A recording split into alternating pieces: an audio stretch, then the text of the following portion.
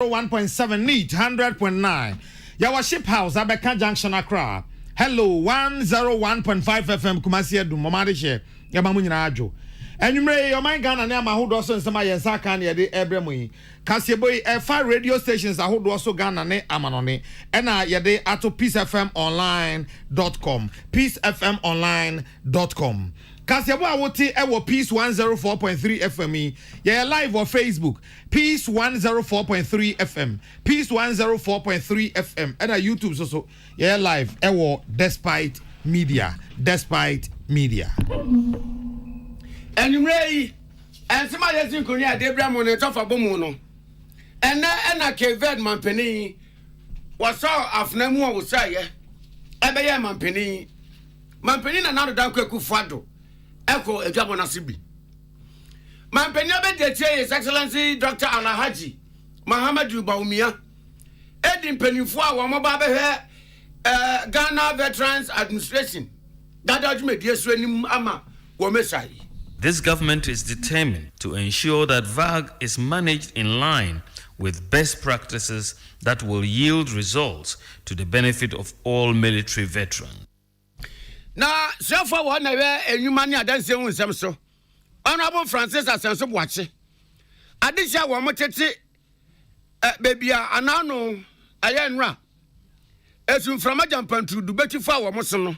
I was from Mountain. What's your mobile say? Abambe Boom. Chief Executive Officer, Edma Environmental Protection Agency. Ora Henry Kwabnako Gofu. Aba mane se amanye se ewiemu satra na edinsun sanso eba eka wo mo pa no Ghana ka hu bi ye behia moa na ewumesem nim di fo Professor Steven Ade ena wode atodwa se ye hia mra wo social media ebebon ho ban pa ntesa na se social media yi ye gya ne se enyiri mbuso se bagredam a Empotania da Pechani Namuno, at Yasamaba. The bread Yamrase, the beer because social media, or so identity, the Papra will. Now, Katia would be a see a muscle quiet and rat and nobody. Abrantu abia wedding for Shadow Nuncia. A travel dropper, Bonomantamu police for Quacongusa as an honor. And yet to get one your binims or the copies keep you, so they quite you. And some because you know you may listen to de Abramo. And you may also come and send me more. Jonamen Kai will say, Oson's Gala capsules, no, and also a wood jasso. MTN everywhere you go. High Sense Ghana, everyday prices for everyday people. Duffy's Health and Beauty, or the Ohima Feminine Mixture, and then in Yanum and Abe Jasso. Car bank say. And now banking hall anyone some and one is our star 771 hash star 771 hash ya what register o register ni abako bank akwa bia ubetimi aye ewo phone so say nwaku ara roma and amoti enka and enwumre akenkanfo eye me nana ya kese ena ohini nana kwame amo na mampani abedi akire His Excellency Dr. Alhaji Muhammadu Baumia ena ewo abankesiem wodi animu ma board ye lipa du miensa ya pa wo mo se o my Ghana ye Veterans Administration wo mo ye ne dada adwumedie so emwama wo mo de wo mo krato ho dia to draw we treasure samad nsanso noto dia fam popom dia twabosompo no bosoma kwasi aboa ma o my Ghana bambo e wo wiem eposo asase so Nina atodina akoso a wo mo ho medie mu no yenhwe na wo ma setenam no ma brabom wo mo ntede ansa na wo mo visa wo de ba asase so spy ama makaka wo mbofo na body Major General Clayton Yachi retired omo kan bie Brigadier General Amu Abuachi Colonel Emmanuel T Dakwa retired Captain Ben Edmondia our retirement. Honorable Major Derek Odro, our retirement. Major Enim Alex, retired sir. Ex-warrant officer class 1.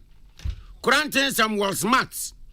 Ex-warrant officer class 1. Omani Joseph Evans. Ex-warrant officer 1.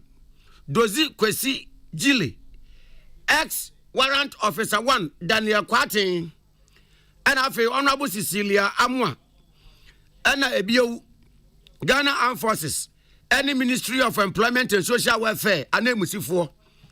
Wamuna wamu ekabom eye nipa du miensa. Major General Clayton Yachi retired. Eda wamanu a wamuna mbaba behwama asrafo nom no ene wamuna mbambo so. Abua waman yi pen. Ayo waman yasum dwa mena wie yie. Edu waman yasum dwa baba. Amen wamwa umidie mu no. Wamazetre mu nsema koso. Namna mampani abedi akire eso afenamu. Ema mpani fonzo so afenamu ma wo musa wie ye no. Ena mampani abedi akire etu omfo se. Mampani na nado dankwaku fado. A wo ye Ghana asra dom sesafo hene. Commander in Chief of the Ghana Armed Forces. Ne da yaso pa ne ni suade hunu. Ene ade a ne nukru se wo pese ebemu ni se. Wo bibia wo ye osra ni a wo som Ghana sompa. Etunwa achene ahofama a wo de no soma kona wie ye no. Aban bebe se na setena ene na brabo. Na ninya ne ya na emum no wabete de ansa na nipa no. Wabeta na nanam wonse do a wato na nanam wonse do. Ne senti Veterans Administration of Ghana board ya pa wo mo se wo mo ma me ne dada dwumedie no mo asem no papa se mampani da yeso no wo meyie free da yem amana bem ti se dia na no Pharaoh son da ya Joseph ema da ye no free da yem eba mu se de se na fata no ne senti wo so mo ye adwumaden enu akire no okire mu na wo mo ye asrafo a wo mo awumedie mu no ebi ewuaja eyere no mo na kunafo no ekunafo no wo mo bre papa wo mo challenges twen osunu hwi wo so wo mo na ekunafo no a na wo mu kunu ya sojafo na wo mawu no wo mo nya hyehyɛ ya ekunafo no dia wo mu komu bia no ye be ye firi ho ama wo mo hare wo mo. Let me commence by congratulating our veterans and the servicemen and women for their patriotism, love, and willingness to serve and sacrifice for our dear nation, Ghana. They dedicated their lives to the service of this country and also offered important services and aid to other nations in need. Ghana is most grateful. Their welfare and well-being are therefore a national obligation that we cannot neglect. I wish to reiterate His Excellency the President's commitment to resolving these issues and uplifting the welfare and well-being of our cherished veterans. Furthermore, this government is determined to ensure that VAG is managed in line with best practices that will yield results to the benefit of all military veterans. For this new board, it is my prayer that you will move the affairs of VAG beyond the expectations of its members. Mampani abedi akire His Excellency Dr. Alhaji Muhammadu Bawumia and yetene ni.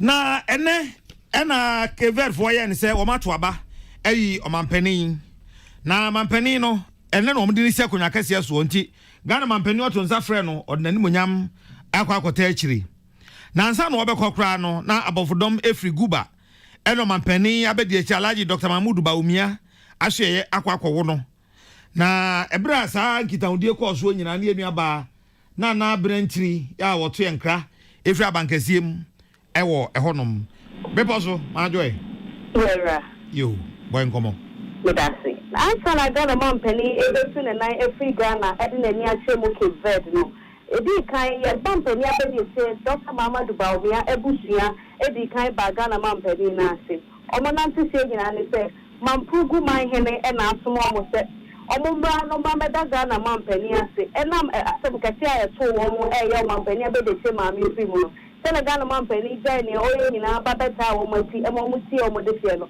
na ho be hia na be se pata so se o mo baba no abeda na se be bia o mu free no so bi ye bibi ma obi beja wa yie da o baba da na se na o san ko ko se o baba o beja wa yie no wakokuru baby a wakwa na nti na eye na yiri na Bohagu Mahami Abdullahi Seriga etuma opani obaka say ni senior elder ewa na hifie a ono so di Imma Tarana John Guma ono so ba ya obaka say Ghana man pani say that way dey ono do yasuma for a Ghana man pani apedite so ka ho senior nom ka ho ne pani for dia ewo ahifie ho no nyina ba e so mba beda Ghana man pani ase ena ma dia oye ma wo mo no ọmọpẹni nso kasa na ọkyerẹ mu sẹ ọno nso baabi ofiri no ẹyà saa na ẹyẹ no so bi bẹyẹ adeẹ ma ọno wani so a wọba bẹda nipa kọ na so nti ọgye ọmọ aseda ne tu na ọmọpẹni nso ka ehu sẹ maame na ofiri mu ẹyẹ Ghana mampẹni abẹbi ekyiri maame no na nyẹ ọmọpẹni nko ẹna ẹyẹ ne maame na emu ọno Ghana mampẹni no maame na ẹgbẹ obẹmu no ọfa ne sẹ ba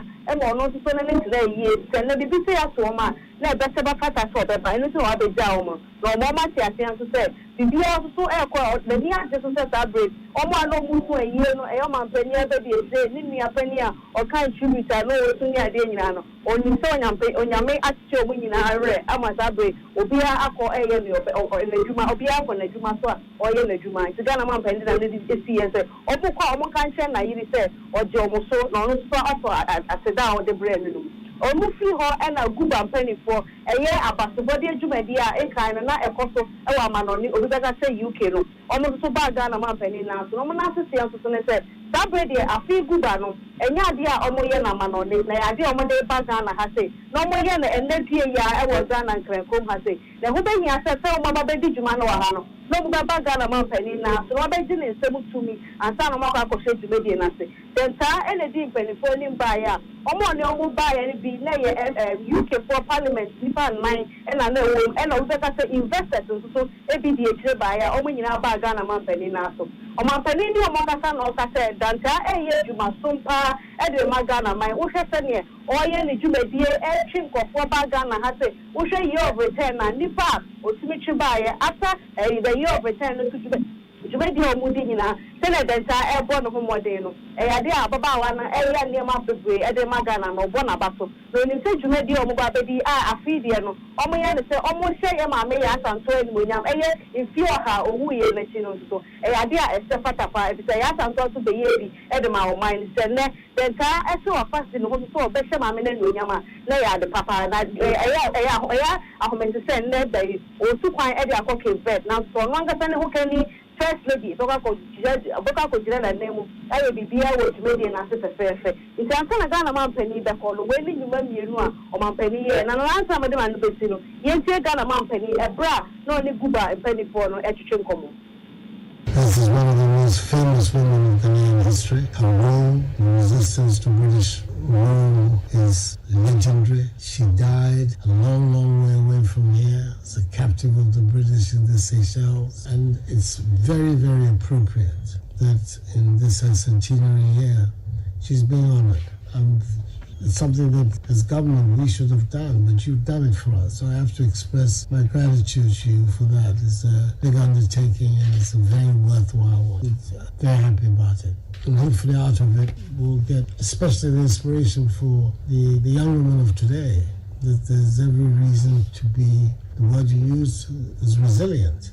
Yes, I think it's an appropriate word to use to describe what she went through and what we require in our time today. So I'm happy to see all of you, especially Miss Beru Andy. Been here several times. It's good to see you back here again. You as well. You're going to find it fruitful and reinforce the ties between us. 2 years ago, we did something which I'm sure you must have heard about. We launched a program which we called Beyond the Year of Return, and brought a lot of people from all over the black world. America, the Caribbean, Central America, all kinds of people came to Ghana from the appeal that we made to the world that we wanted to use the 400th anniversary of the formal introduction of West African slaves into the Commonwealth of Virginia. Banana Brentry and Obo Amania Efri Abankasium Namanebo and Yeti. Na waye amamre ene amania ese na efata na edimu edi ada AIB Ghana and the Technical Committee yada na di yada na di achira mansan e baba beboa banju Accord Group Accident Investigation Agency.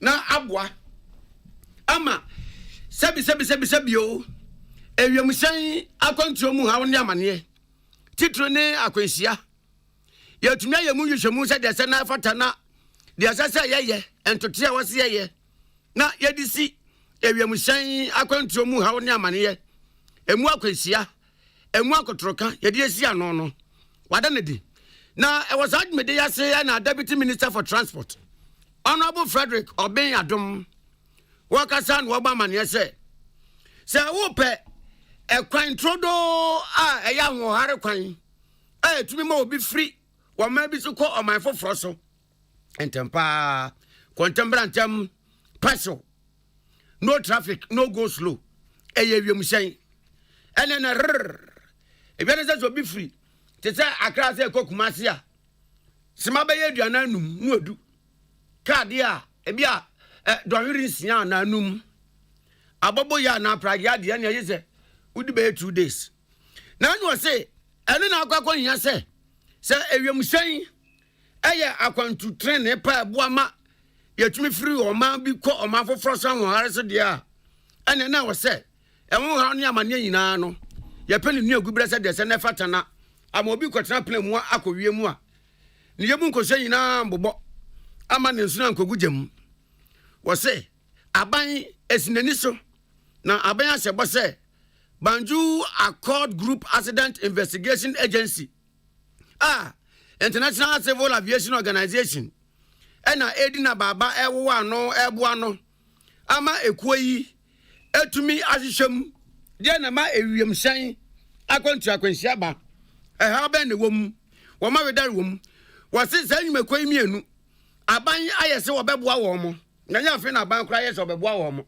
oboa wo mo dada se be ya amanyi a ewo ebibre matoya aseyi a ewiem hyen akwantu wo mo mu hawo ene amane titru aeroplane tatete to from rofrofo aeroplane ospakia ntumi ntum free ho ene problems a wodo wo mo wo ewiem hyen akwantu nyina no aban wo Ghana ayese Banjul Accord Group Accident Investigation Agency International Civil Aviation Organization na epia wo mo wonam wo mu mienu so beboa ma sa aman no wo mu wiem hyen ene akwantu nsam problem ni na no motumi asolve aman ya Gambia, Ghana, Guinea, Liberia, Nigeria, Cape Verde ene Sierra Leone na eno na Honorable Frederick Obin Adom etwa ne nkase yeso no o say so we accident investigation bureau say no ministry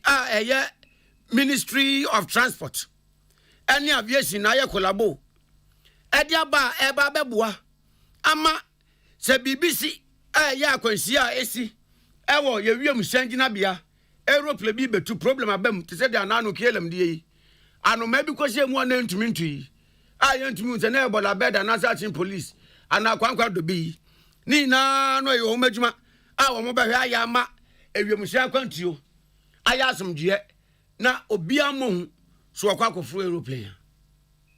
It is worth noting that the development of every sector hinges strongly on transportation. Thus, the transport sector plays a crucial role in the movement of people, goods, and services. For this reason, the importance of air transport and other modes of transport cannot be downplayed. As you are all aware, the aviation industry is by far the quickest means of connecting between countries and continents. It is therefore important that the necessary framework are in place to ensure effective, efficient, and safe operations. I believe it is with the same spirit that the Bagaya was established to provide necessary support to state actors. The government of Ghana is committed to assisting in any way possible for the sustainability and continuous strengthening of Bagaya. We remain committed to fulfilling all our obligations to Bagaya and the International Civil Aviation Organization, ICAO.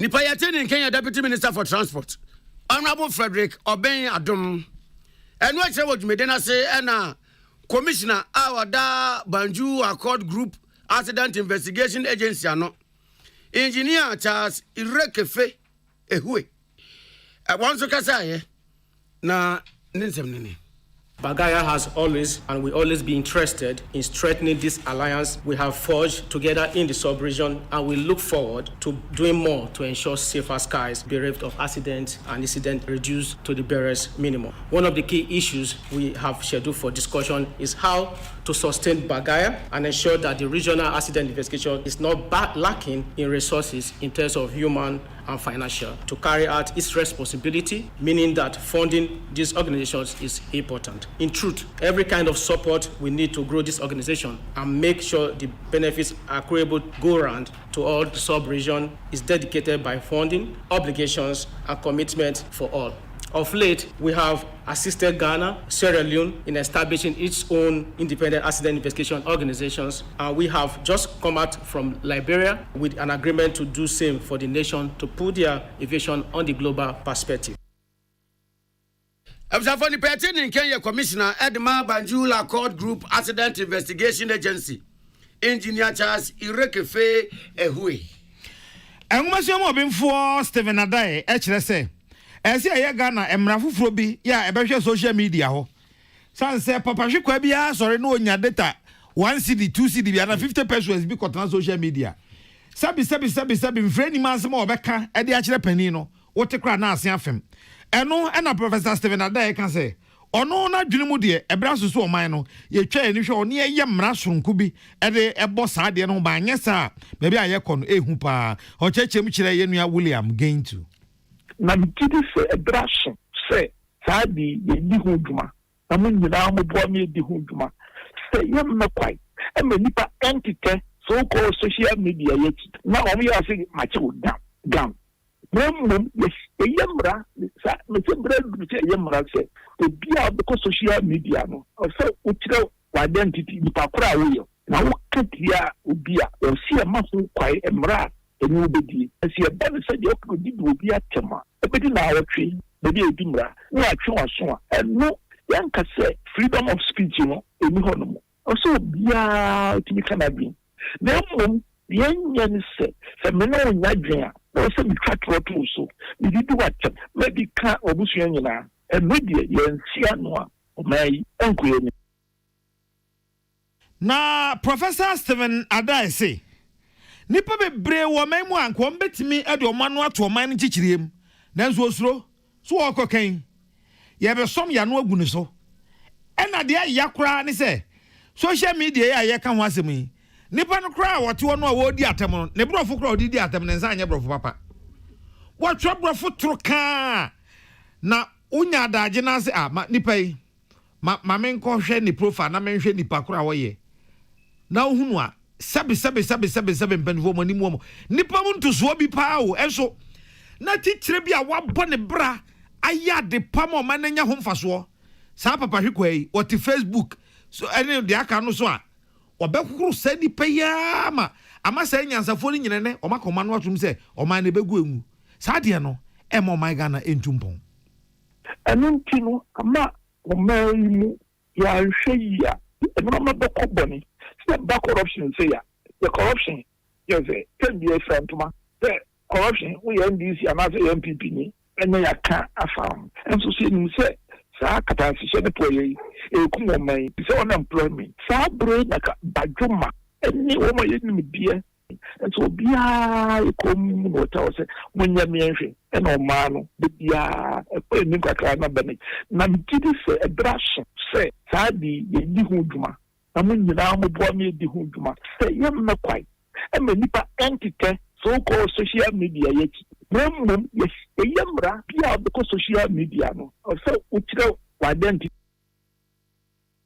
na Professor Stephen Adai say we dey osre de obonwuma no say yeso yemwa say be ya say nipa yi ye betua yi obi ho a fra ye fra na call radio so nyina kire say onna na no ya pa won no timi di atem wankasa modum say yes esuko no mai wotimi di atem enu tina da obonwuma no bi be fresh ankofo no no osre say sa de ne yenyai na some media phone and they both sides so NDC fail incline as we MPP meaning say umasa no mai kwai na maso so na abedja media phone to betimi aboa sem bi ho no mukura obi ka sebi on predia fa we see enam say agreeing ni muntino you friend to another abua.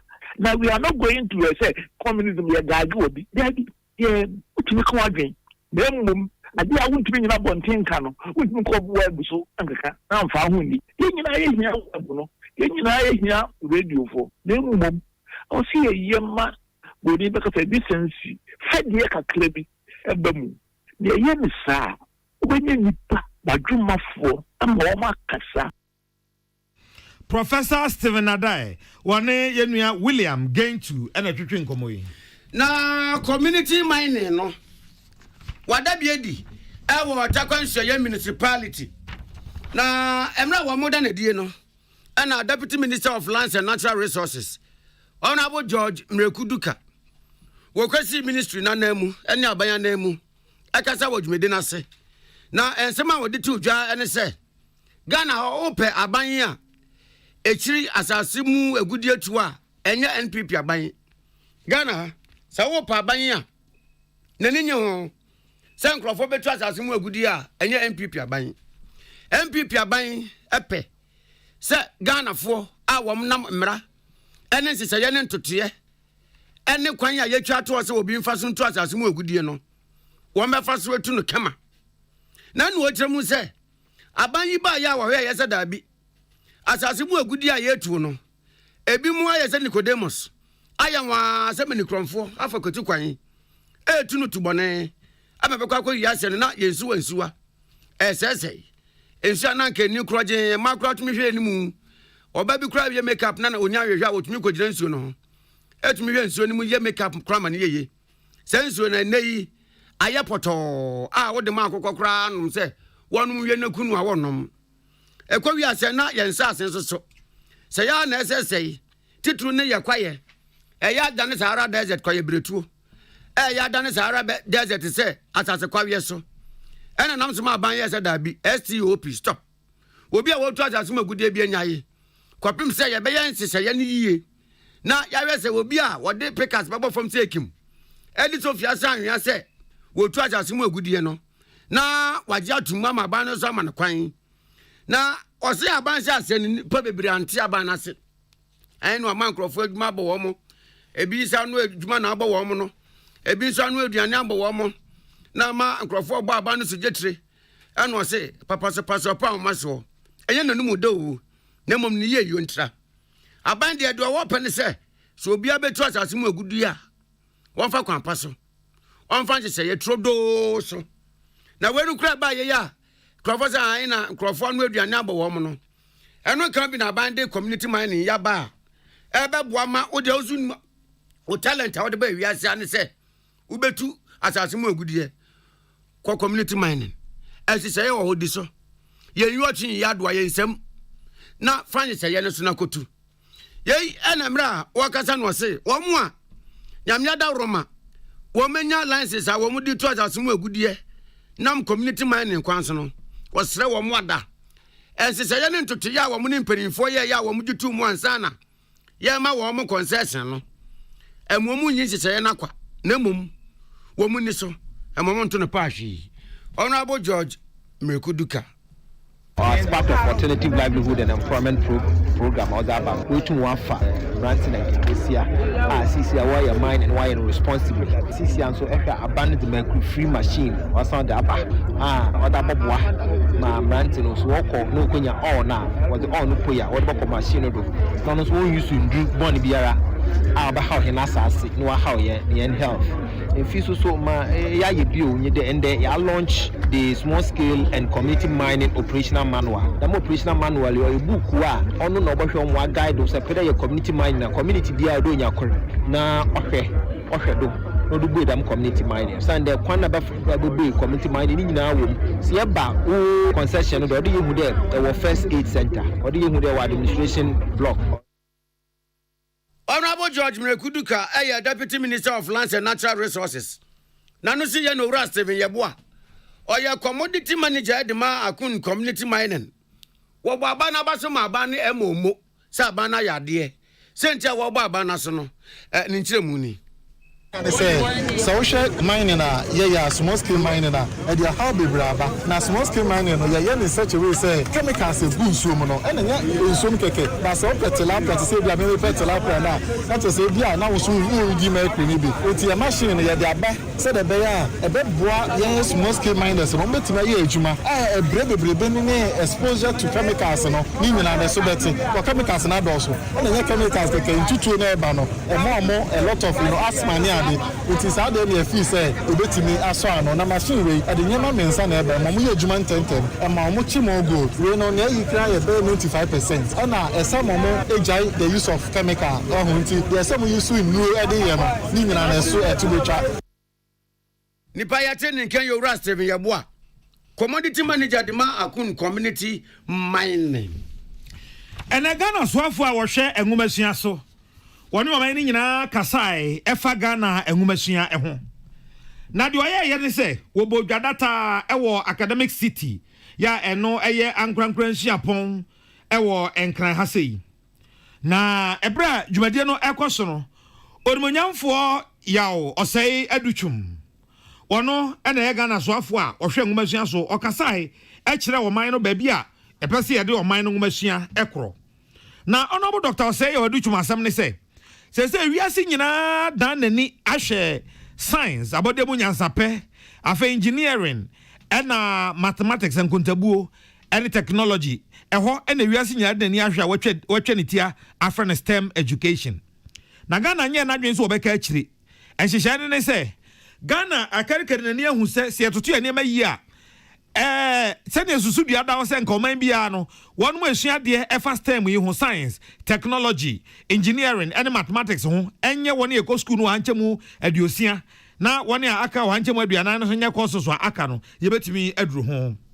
de ama yɛ nuru ho sɛsi ane sɛ akade no a ɛbɛboa STEM education no yɛni ɛne yɛmfa ngu akwan mu so ɛno nti ɛna ban wei ayɛ nhyehyɛ yɛ asesei wosi mia ya betete adesuafo e wo STEM eho honorable Dr. say odutwum kire say aban trimopon say STEM education nti no sesesi a yesi school dan no yesi baako eno na sha se fin totofi wa mu akwa kosi soro enti ade akwara no sua firi ase ani nyina ye de beboa no ama na dwene no atimi ache STEM no etu onyini no no onim ne opeso wo ye enya da. What is a Newton's third law of motion? Was action and reaction are equal and opposite? There be and yet there be a nasani a nya baba. STEM no nya baba di asem kura ma kura na amfa na dwene enhwe bibi obetimi aye na saa de no man no ebenya eho emfaso wo se yaka say suapon awudo bi te say Kwame Nkrumah University of Science and Technology Afe Cape Coast University and University of Energy and Natural Resources, University of Mines and Technology, UMAT. One nyina hyase ya STEM yi, womo echere ehoade na womo efson kwadahwe e was akwan no so. Na honorable Dr. Osei Odutwum say, eno ene kwan a ebefa so. Amazo obi wie school a omra metra bonten. Sanse ade na okosua o school no, eho adwuma mpo eni ho. We de se yefa kwantem bon so kwa. Nipa no nwie school no, na adwuma oba be ye no. E wo hodada. So when we talk about the gross tertiary enrollment ratio, it's one important metric that if you can track, you know your country is changing. So Ghana is 18.8%, South Korea is 96.3% to 40% by 2030. That is his charge to me as the Minister of Education and his charge to us as a nation. That we need to move these numbers up. Mauritius is 40%. And all those nations that hit 40%, you see transformation. You see that the country is really changing. But it is not just increasing the numbers. It's equally important to look at what the numbers represent. If you move it to 40%, how many of them are pursuing science, technology, engineering, and mathematics? And why do I say that? Because around the world, in order for this to be realized, we are working with NTC. Of course, that is their field. National Teaching Council is looking at how they can develop the framework for STEM teacher certification. STEM teacher certification will enable us prepare the requisite manpower teachers that will be needed to run the schools. We're also looking at training of leaders. Leaders who will run not just STEM schools but all schools across the country. That is why we are going to establish the National Education Institute to train the future headmasters and headmistresses of our nation so that they will have the requisite skills to lead our nation and have the requisite skills to ensure that they will be able to employ the strategies that is very much needed for STEM to be implemented well. Penny Okasa ye, your friend Honorable Dr. Ya Osei Educhum, Ono and Ghana Swafua, or share and Wumasiaso, or say. Now, no minister Conongwas and we mati, say from 2-4, and what I num say from Wayne, or mu homono. Ye homono coco we are sieno, ya want to say Macrano, Atuanan one siedo, and you may a crown or may post a juma, Edicrat Epio watches as Anqua day, and eh, yet Womoco Cotono, Yamo remanded. Say yam for more and concochin baby at the motafua at 4. Na actually, Yabasan do Omaba, Amoma bid, Yabedi Womasem. And no, Honorable Doctor, you say, do you say, I had no papa. What is Assam? I any yapa say, and idea. Eban saying, and a woo from 2D, and a from 3D.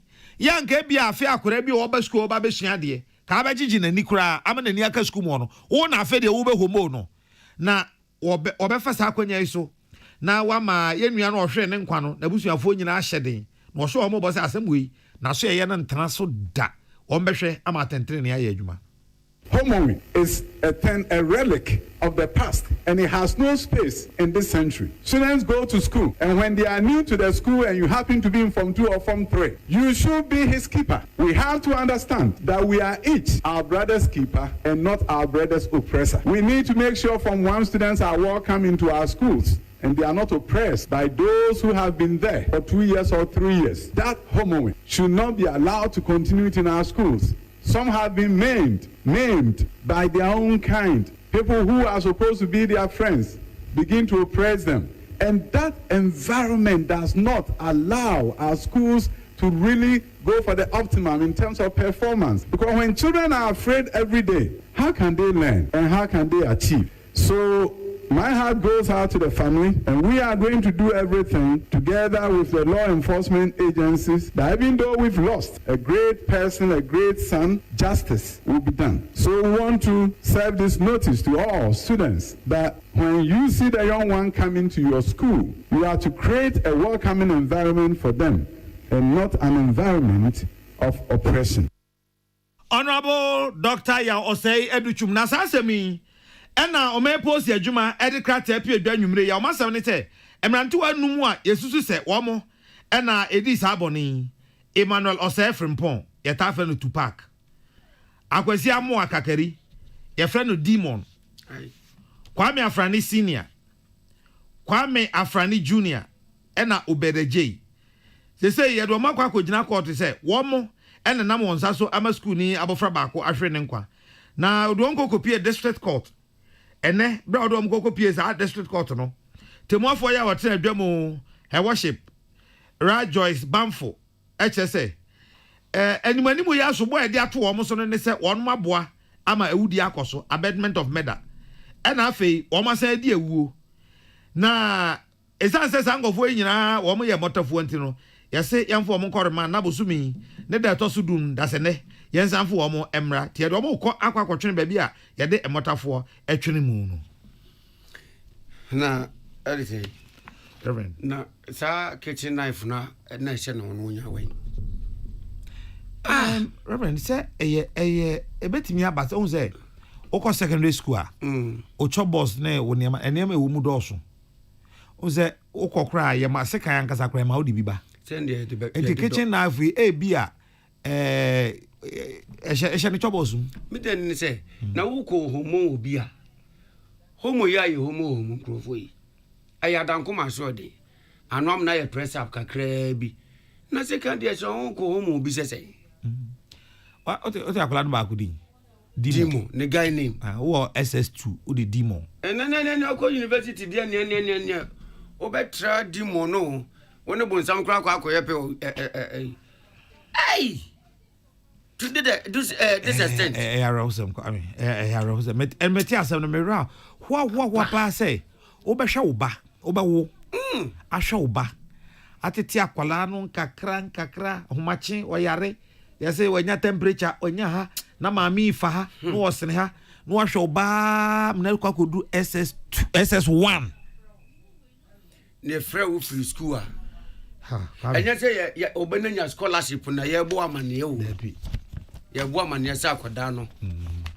go free ade ani aye no nyamemfa za akoda no ekra esi abusuan for yeah tama na secondary school 6 formers kra wo honi ade sa ne me we yantete o dabi reverend me say me so me ko bi ye homo me ande ye homo me fija secondary school homo dwan we are homo dwan enuma ne wan ko homo's night sure homo night obako ya di anka se ma say abobo this obako disco wedding this no kra na so chen minti ananka ni ya ba se no mepia hye say obako disco wedding ahomache 3 ni anya na o se mo mesen kodo na disco wedding eno mo nyina ma school ye fan obako obeye bi but to the extent say Debbie na yan kwansan foforo so e o mai post atuma konkra ba cha wo bu ni east wa ma ye se ye wura dan pare ba ye die police ni bia ntonko no ada obi ani gusu se wo mo chen watchman na wo mani agusu nti ana ma branche bia wodi mfiri se duonu mi eduonu nsia 26-year-old boy Bayele akwesi bunu east a police fo akwachi no na no onim se ohunte duachi onyame hu wo a so dwane nyame kra wo se na se Bayele akwesi wodi mfirisi adonu nsia yi bunu east police adwuma ko no kwachi no a wo mudi che sentini se 26-year-old abankese so atuo pa abrante din tuma kru so se entwan kra nim se na gade yawo sane maame de yawo etuo wodo pa wade ntuma kru so a wade asem pass se smogy goose eye tuketwa enanye etuo ba ko se AK47 na AK47 yo etuo awodo sa 20 ana 26-year-old boy ese no e chance se bi wako civil war ana wako Gaza mpapre ne so na wako patantokwa na wo 26 years womo amko World War II kura ne sa tuyi womo ni bi hye womo mpaase na nkampese womo ko UN peacekeeping na nu na yaman ba fo na kwadwedu woni Bunu East Regional Police Commander DCOP Moses Asabagna Atibila atwetwe asem yun command no se an wo machi no na wo machi ne ye ni nsem yunhwemu kakrakra no wo machi akronfo hu se abankese so etuo hyehyes wo mo na we pa de se wonu etuo mu awodo duonu e wo no ho no wo mu tutu se wo hyesumase wo hyelungulungu ena wo yetuo ema akronfo ewidjulo balawo emom de kokro no bo titru ne akronfo a wo magye kentampo ene ni nkroto awodo aboso no a yizo ma hu se bas bi so akontufo betwem se ye 1 ton tene se ye awuna petio se ye Benz bus se ye ebata kese ibi no omato access no akronfo no etuo no wo de kwa akron no bo wo sampotemu wo no wo mgidi sabrante ne yetuo no e supply de ma wo mo DCOP Moses Asabagna Atibila. So somewhere August 27, we did a swoop at the Gulumpi. This is a suburb of what? Kentampo. We arrested some suspects, about 8 of them. And among these 8 suspects, we retrieved locally manufactured pistol from one Seed, Isa Seedu. Isa Seedu told the police that he bought this locally manufactured pistol from somebody in Gulumpi. Unfortunately, he refused to give us the identity or failed to give us the identity of this person in Gulumpi. So we decided to take him to court and we started gathering intelligence. And based on the intelligence, we moved to Gulumpi to effect the arrest of the suspect who was manufacturing these arms, weapons, and selling to people in Kentampo and his environs. We finally went there. He had information and disappeared, escaped. We couldn't get him. But we were able to identify the house and we retrieved about 20 weapons, 2 shotguns, we retrieved live ammunition, and we also retrieved barrels and pipes that he's using to manufacture these weapons. We brought these back, but we could not get him. The regional crime and his team placed surveillance on him, and we heard he had relocated to Zamarama, a suburb within the Eastern Corridor. We placed an informant on him and were able to get him arrested on the DCOP Moses Asabagna Atibila Wamananswa was say, Woman to say a branch Bayele Akwesi, our 26 years, a Tony dear, or yet Tony we are, another Sokunyan were him. What the Adomatoso, Ebon don't come to town, at Macron for. Nanina was what 2 on in some account. At the Ama will be beer a treasure, a turn 1 for Papa so. Young license, yes, or no.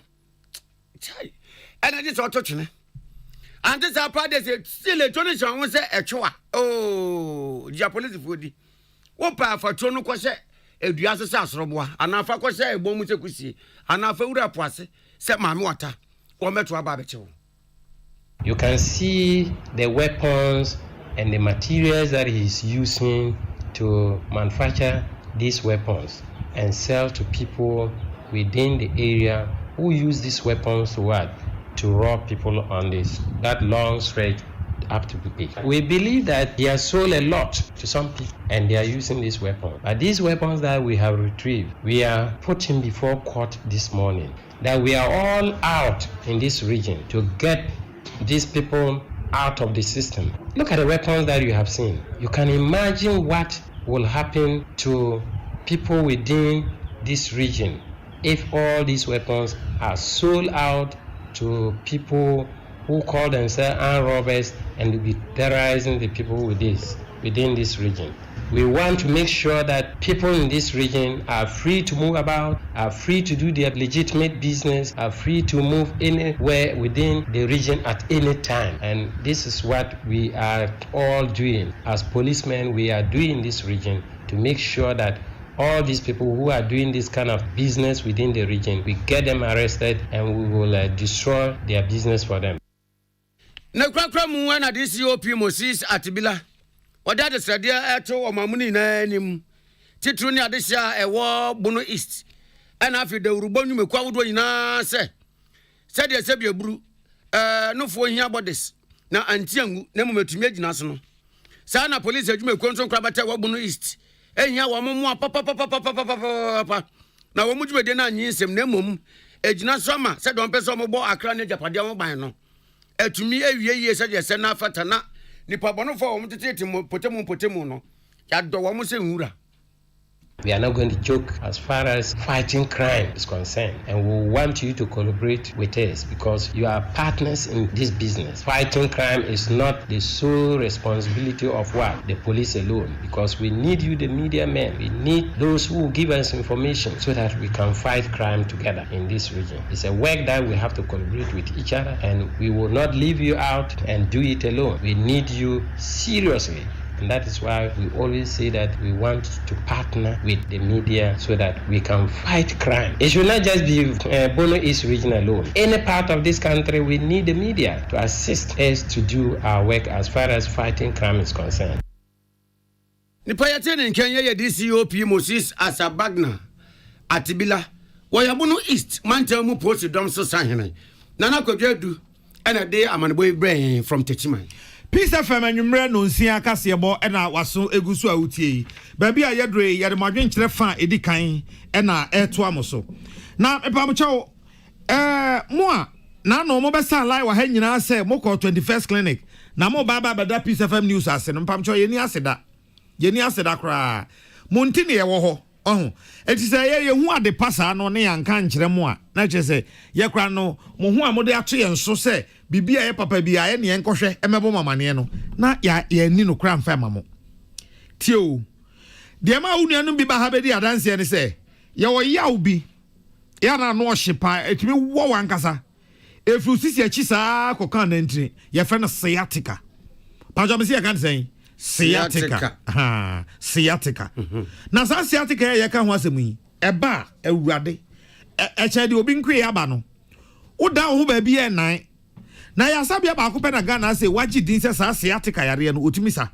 wono ne ye fe 21st 21 st 21st sa ne atro no 21st clinic say sciatica pa na how dia oh my friend forget it never cause sciatica for no o mesa ma osisi ya 21st clinic ana wa ma chi ne kwan so de udu kumase a ehwa overseas ena domin so nkran ha say domin market ho baby have video abrosan no na ho ena 21st clinic sciatica experts no omo ewo afa yenko Givers Herba na di Givers P capsules ebaye Givers P capsules no bema sesi anu wajamu bema sesi anu wajamu sesi anu wajamu sesi anu wajamu sesi anansa agene sesi ananko mu agene me pacho uhia Givers P capsules Givers yen P capsules en na beboa wo afa obi so sisi ya oya da to na oyemu bom eye Givers co capsules usisi amaman ti da ukwan omrim o se wasumi ohene eye koko ebekun koko pacho ohia Givers for edru from 054322 2470 054322 2470 and 0506 851 135 0506 851 135 now 21st clinic for no on bekasa 0503 pamcho 0540 311 0540 311 Mami Fanko Natural Land Company Limited. Na Natural Land Company Limited ye kan wase wo na de ProSlav capsules e baaye.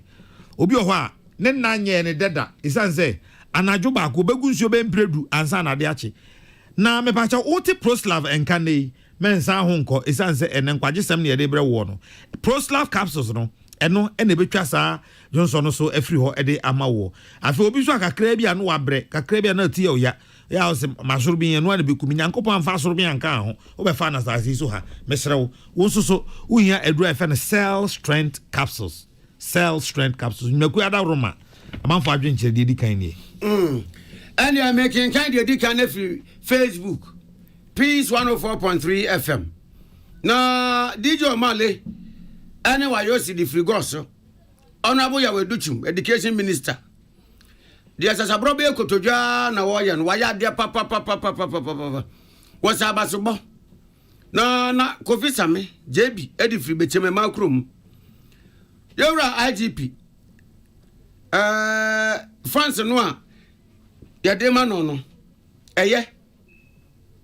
Nemom no bezu say. Ma ya man France bebre, ya man timu nkoye ne de.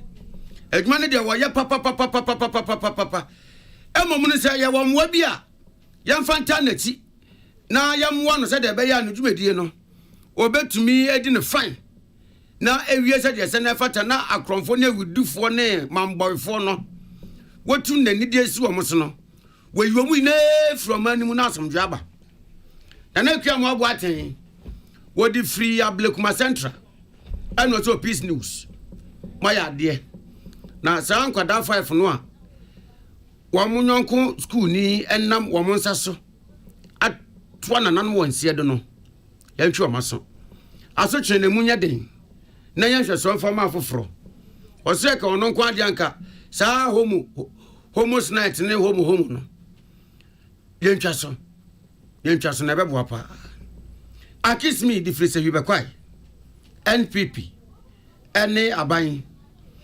wamukasa ina yese abrante bia wo mboga bia wo yada no wafa ne la na nyamya ya aduma wo ne hia 1-on-1 me and you ene obetuku amansa be ya bono a so be kwa ko wiase no show kasa danko a crash for the free fufu ora dampare papa ndo no nonsense IGP o won so nsen fo ni nsen hu so tu ya udini kronfo ewi julo e wa Ghana ha tu hunfo sakrantam na wancho wacho dia se wa wonim e na edan so obechewo tu sakra ye azema dia ode ba ye ni ode frazema ventures kronom ene market na you opposite Bunu East Regional Police Commander yenye wudeni wuye buei tumza brante wo se wodi sansan funa che papa ana waya kude akwakoche no emo money your papa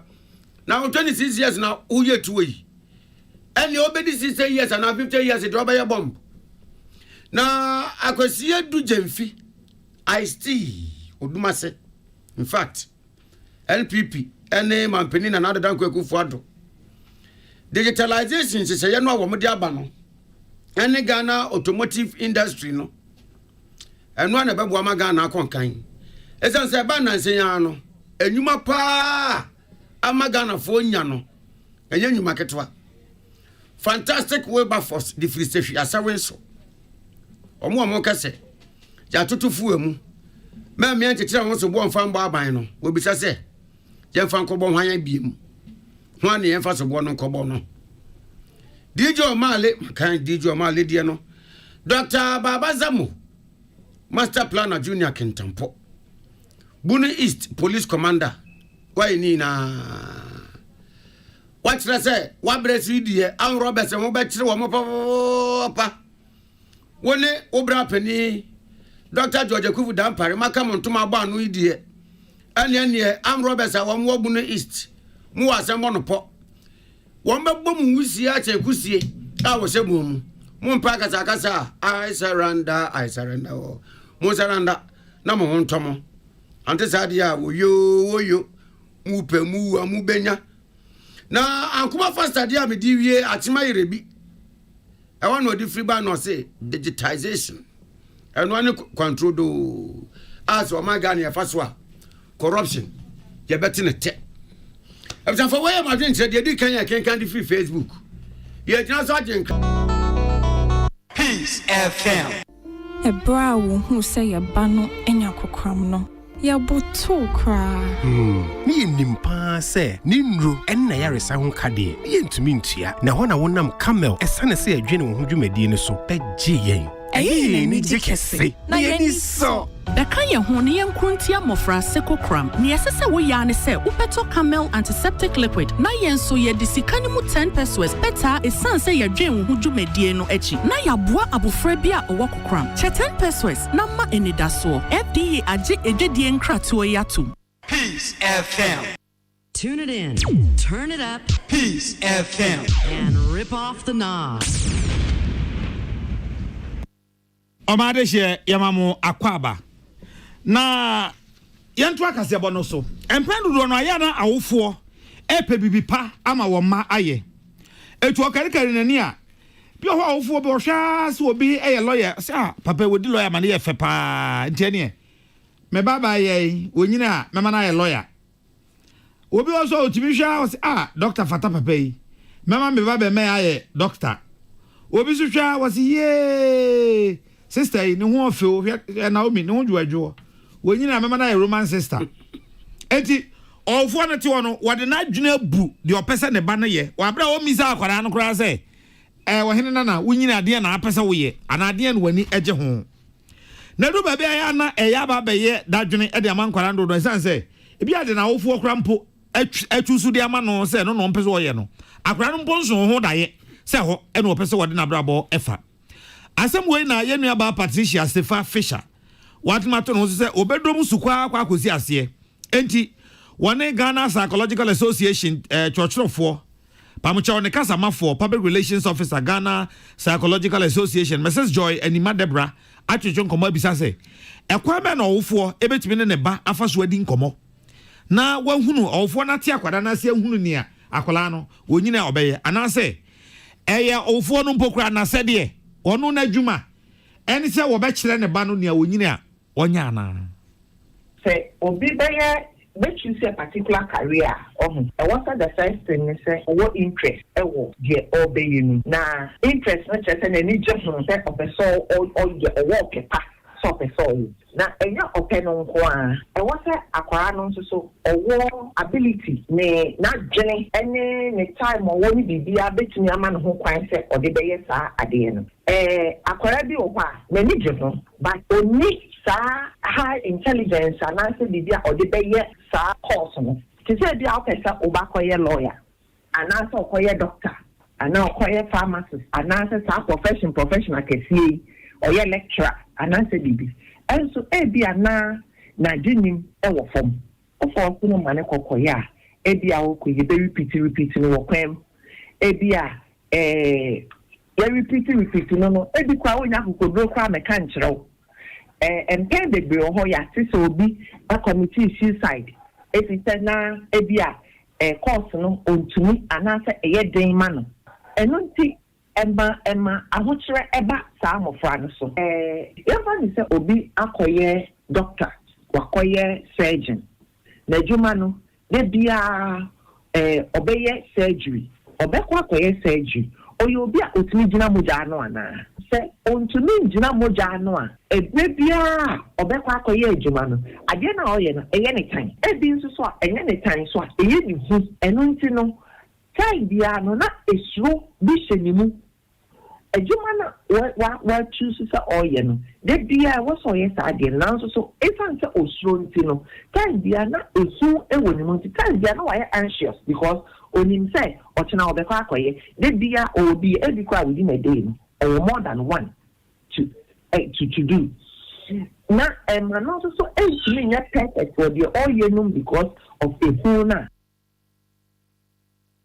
na mesese ni madabra e kan say ofo say ubedru ba bia wo de na fa adwena e yi a ansa na akora no kra ba kire de wo ne ntena se na mo ni nkomo ubohu ba bia akora na adwene wo na waboa no even the course no no na okoye ntin ehia sa woni ne tena na mo di nkomo a ekọ ekire ever course no ho by the time I want choose course na wan kata what na say I read about the course e bia wa ma wo ba no so I read about it so be ya mo nyina mo beti ase mo he practices e wom any sa nyema ni nyina na mo tena se di nkomo it shouldn't be one way out I want to be a munye be a number of courses ye hwe wa ability ya anase ye hwe onu manim se ne ekoya e bia betimi ayewe e bia betimi ayewe e bia betimi ayewe onu so fama general so men so kan be se miyewe na nyina ya nwene ho se ne betimi aboa na de wo kan e bia se nyema miensa na nan ya de hin na betimi aye ni na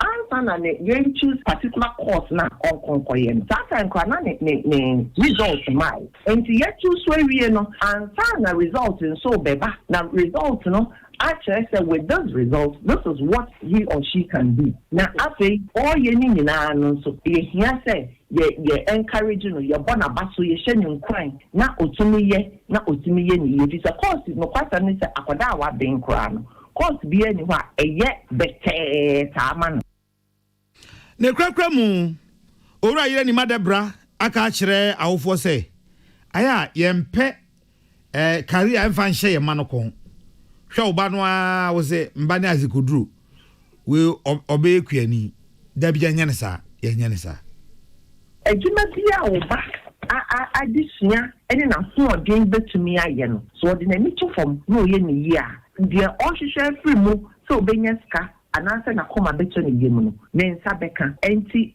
ma yemfa ye ni ento ananse course a wo wentumi anye no wentumi anye ananse de wo hutumi ye no ebusia bi ho aye sie we de omo ye lawyer fo nko a ananse omo ye doctor fo nko a enya akwada bia ne abo no se obeye saa adwuma ne bi enu nti no hwawoba asoodin ene de ne interest wom ene de obetumi agina no ne abilities ne capacities ebetumi aye na afen so ewo ho efisa sa ukokoye adwuma na se ukosua ho adwuma na se wantumi amfa anya adwuma like me can job availability say adwuma ni bi ni ho mpa ene na den na obey na yemfa ye ni so ento say saa enyuma na yabobodin ye fa ni say eye prestigious no eno pena ye manu betumi aye ekuaye enso so adwuma enidie wo ho na sika enso wom vocational enyuma say this is adepam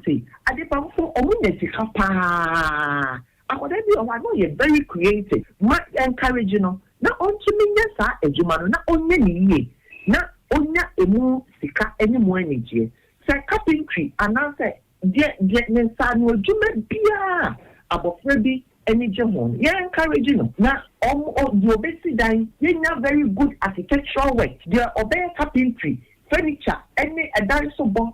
Or we a creative person. Offer Najuma. Not yet, not general so. A woman, Sia, and Kwan so. Also, and Sia Nadia. Sia Nadia, Uraire, and Nima Debra, and Patricia Sefa Fisher, and a Chuchin Sankomui. Na ya rawosem. Na ya sefem sempa. Na esanso enim kwase sempa de ma o my Ghana. Baby a kabi mami nkabi ne assembly adwuma hu ye akwakodro pa de yensusu sa ananso da ye se abi besi. Na no mra se be fie ena ye ti ye se emra se be dwani bi Rauf Tanko. Ko baba ni sem se slate anase wura. Man in Simaya Bawi, Setable and Quase in the Chucha, Preconcheroso, or the boss I'm saying, as you manage a tunglant and one, a man in this panija, as a agrada pie. A free one, Nayan Tessan, and say, oh, baby, one my moon penny for a yacha of Maria said, yeah, now, so they be a show, and that's some Moncodon, your honor. One may come you see, Ama, Bibisa, Bessie Beam, now so net. This was a Jaboso. District Assembly meeting, I said, dear, at no Parliament, dear no. ABB Assembly, one more young Majuma. Anti Sayu Jaboso, District Assembly funds so. One more call, one master teenager, one more John. Sayu Jaboso, my sin on Numpuntu and then Cancon. Now, Assembly, I said, now one more call, and now one more call Numpuntu, Yano, a Korea open fight. Pay. Give and take into Quapa a CU Assembly meeting national. I did a video nature part of my account because my mini Assembly for nature, one more pro, one more fine. I'm at the Anapant and Begum Zagalam Salmon and a Bogum. The announcer so about Bono Yonko. A man of Natia to burn what Bono. A man of Natia. We are make a say. Said your Assembly for nature, one more walk. As a man, Penyasha Daka says, one more we are, what about Yonka Award, National Award. A big year, one more pa. Konago Jaboso Van Dam, what about turning kick? When Yonko Assembly member, no done no ear, no Nenti, what they are born and what a fountain. Now, Fair Jaboso, Jet Li.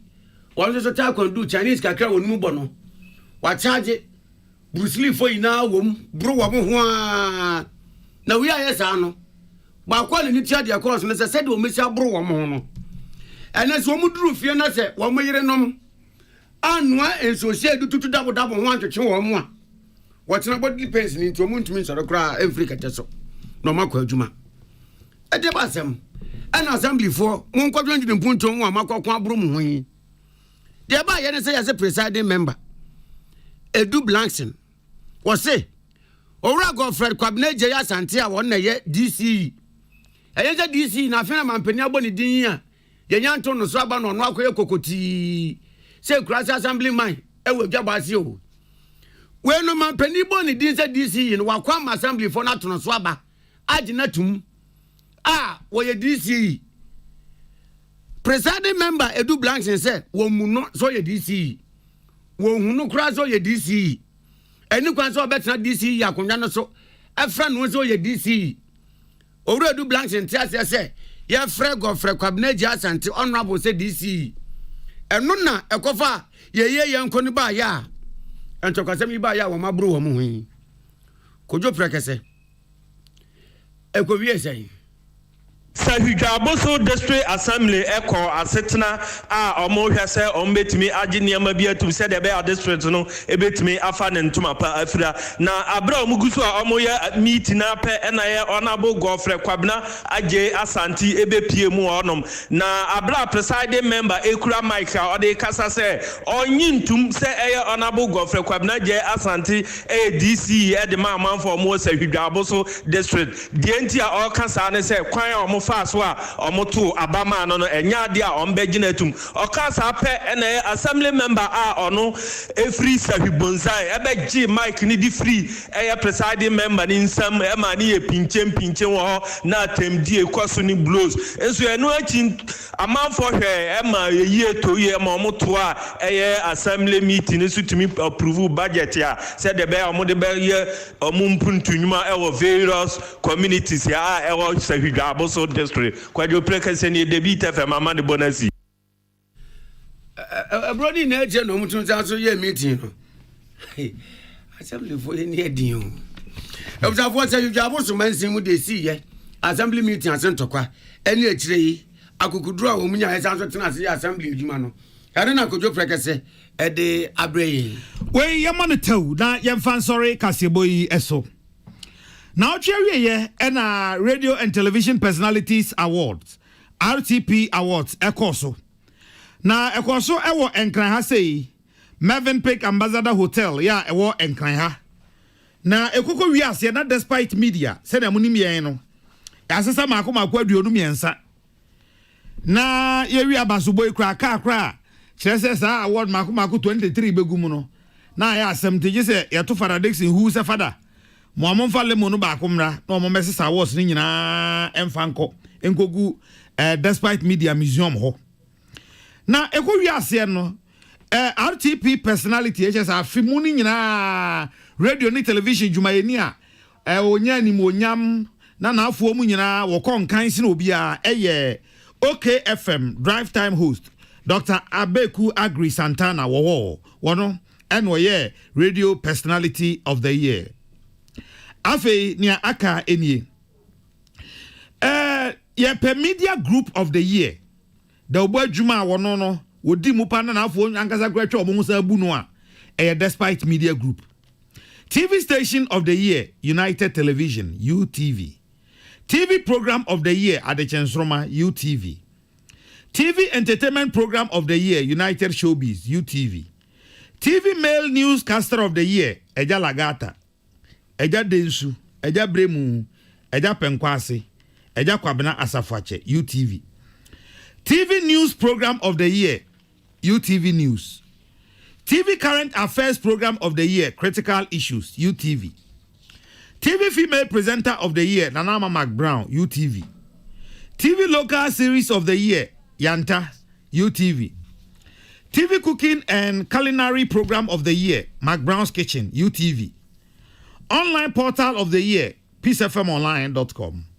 Radio Station of the Year, Peace FM. Tuwe mwa ya musie mhobo number one ni nyina no munyai mamu mobium. It says the Radio Station of the Year, Peace FM. Radio Program of the Year, Kokroko. Best Radio Station, Greater Accra Region, Peace FM. Na mamunu nyina Accra fana Accra. Radio Morning Show Host of the Year, Kwame Nkrumah Tikesie, OKFM. Radio Late Afternoon Show Host of the Year, Abeku Agri Santana. Radio Sports Show Host of the Year, Dan Kwekuyaboa. Radio Newscaster of the Year, Local Languages, Akosi Agwabuaje. Radio News Program of the Year, Peace News. Radio Entertainment Talk Show Host of the Year, Halifax Ansado. Radio Female Presenter of the Year, Nana Yakonedu Mama Africa. And a Radio Development Program of the Year, Impom Tisane, Peace FM. Nature Samosuma ya, the Edifree Ejaso Ebaye Enie. Yajina Yajumara, Etipa Esoda Yapa Kwame Nyansafo Anemu. Na your Managing Director, Dr. Faradexen. And General Manager, Kennedy Asanto say, na yada mo ye tiefo ne ahwefo pim. Ya ye ni mo ano, baby efire, ene baby akoka se aboa no wanya ntakra pa ne ho nye feda isa se penisa aboa ne takra ene ma ne ho ye fe takra bo ne de fa nyinam kwatre kwa eye moda woroma ena despite media abasoboi yesesa aduonu miensa ede ebaye yadamase damase a ensada edita monikasa na ohe Dr. Gilbert Abeku Agri Santana wo na was mienu ni na no a odi ese efata no titru ne drive show no kra no ene sei ene wie the whole Accra hwe dwuma wo ye what this is lamafo washa wase or the washa wase and my goddess brother Samimienu ankrofo fi se wo mo ye Tom and Jerry ba ko mpere yonko ni mu awe no otumi du mo underground ha e mo be ye worship e ma nyame ni mu nyam na nyame wo sresa na ye drive so ben so obi akura so say Islam for kura wo be friend one show no because of are you not cotton nsa ana one to so betu ntesu oh di yama ya won tiri nkwa 23 hours Ena Reverend ma yena yen correspondents Peace News yena yen correspondents ase yen newsroom team ma ya was a newsroom team the amanfo nim say newsroom na ho no ma ya nkwa ne no mo ya adwuma wo emema de se mienu really pious and Isaac Kudru but engine nankasa ye ma ya no Naomi Obnewa na wo ye boma basu na hwa my in-law Patricia Sefa Fisher Erica Eifa Salamat Kuku Apintel Gladys Boachi Emenu Gladys just say my head my health my height Emenu ena ewo Peace FM newsroom ena emrantie miensa eka ho Isaac Udru Pius Beidu Banson ena William Gentu fe empenfo no ho no Emmanuel Akoli that's right ono na tonkra efri abank ye fene se mra bedwam ena na ntiri so ewo abankesiem enti team no ani ye yiwe no mu firi ho a correspondent ena odehunu for Jackson ye yiwe firi ho a correspondent a ewo wiase afa na nyina Ghana na hefa nyina Madawroma ena Peace News radio news program of the year yadamase senya mo a anka masosa damase a ensada na yehye mo bose kakra ya ye se timi asomani dia ene na first gear afeni ye be kwankasa na stations na kan so ana mo ye mo se BBC competition bi se bana se mu Peace FM mu na nka adwebre o mo withdraw mo withdraw na emo aye so ma dore sade ko competition woko ye wakwa ko hu preko bra cha se kwe na woko ton se mi ko bi ja worry etiatiefo yadamase na kire se musoma yedwa so a de de bae eno no nana ya okese mene ohene nana kwame amo yen ene yede kasebo yi ebrem ne anwumre yi Oson's chemist abusia or the Oson's garlic capsules and the beso yasene MTN everywhere you go. High Sense Ghana, everyday prices for everyday people. Duffy's Health and Beauty, Ohima Feminine Mixture, and Ninuanum. Carl Bank, also bank, and unsem. Send me quainty and amote yanka and enumere. Mesori, Mickey, the triple darling bebomum, no chiboa. Casiabono beba, Casiabonechi. Mene mabua for betnase. Na yene unmunyam for Boache Chamatin Jaco. Honorable Boache Jaco. Na nyumre Torino na nyumre Torino betenase na Ghana mpudio ho nkoma a yene no hya ase be ye bosome miensanie no yasan atoa so e wo Peace FM ase etika che onu ase ne ono abogba che jako betenase wo Peace FM na yasan atwetwe enkomo yadam ase aba momo enitie. Tune it in.